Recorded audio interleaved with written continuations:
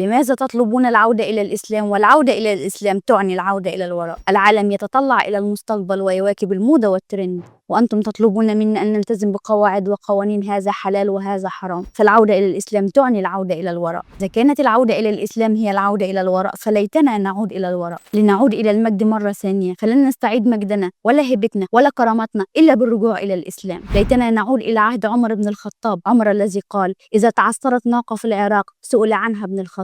عمر الذي قال عنه رسول قيصر الروم عندما رآه نائما في الشوارع: حكمت فعدلت فأمنت فنمت يا عمر. ليتنا نعود إلى زمن عمر عندما كان العدل يسير على الأرض لا يكتب في دساتير فقط. ليتنا نعود إلى الوراء لنعود إلى هيبة هارون الرشيد. هارون الرشيد الذي كتب كلمات إلى ملك الروم زلزل بها عرشه، فقال له: من هارون أمير المؤمنين إلى نقفور كلب الروم. ففهمت الدنيا يومها معنى العزة والشموخ.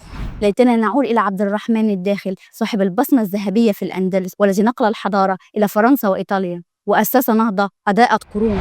نعود إلى الأمويين الذين وصلت رايتهم إلى أبواب فرنسا ودوي صوت الإسلام من الصين إلى المغرب. نعود إلى عصر العباسيين عندما كانت بغداد عاصمة الدنيا تفيض بالعلم والعدل والحضارة. نعود إلى المماليك الذين حموا العالم من المغول وأطفأوا نار التتار التي كادت أن تبتلع البشرية.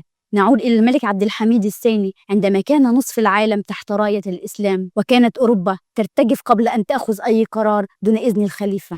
ليتنا نعود إلى الإسلام لنعود إلى الوراء حضارة عندما أسسنا أول جامعة في أوروبا وهي جامعة قرطبة، عندما اقتبس الغرب زي التخرج من لباس علمائنا الذين كانوا يضعون المصحف فوق القبعة. عشان كده بنشوف قبعة التخرج بالشكل اللي هي عليه. ليتنا نعود إلى الوراء علما زمن ابن سينا وابن رشد والخوارزمي وابن خلدون، عندما كنا ندرس الطب والفلك والهندسة والفلسفة. ليتنا نعود إلى الوراء كرامة عندما صاحت امرأة ومعتصماه فأرسل الخليفة جيشا يفتح الأرض لنصرتها. واليوم تهاني النساء ولا يتحرك أحد.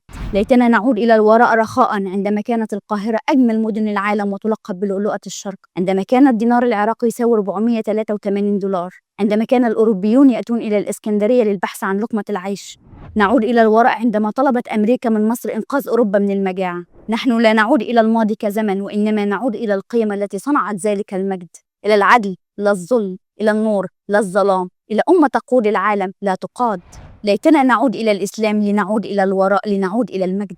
فلن نعود إلى المجد بدون العودة إلى الإسلام. العودة إلى الإسلام لا تعني العودة إلى الوراء، فالعودة إلى الإسلام هي العودة إلى المجد، إلى العزة، إلى الكرامة، إلى القيادة. فلن نستطيع قيادة العالم ولا حتى قيادة أنفسنا دون الرجوع إلى الإسلام. وعشان نرجع للإسلام مرة تانية لازم نتخلص من الطاقة السلبية اللي جوانا واللي محاطة بينا عشان نستقبل طاقة إيجابية جديدة، وده اللي هنتكلم عنه في الحلقات القادمة من هنا القاهرة. فتابعوني على التيك توك واليوتيوب والفيسبوك والإنستجرام.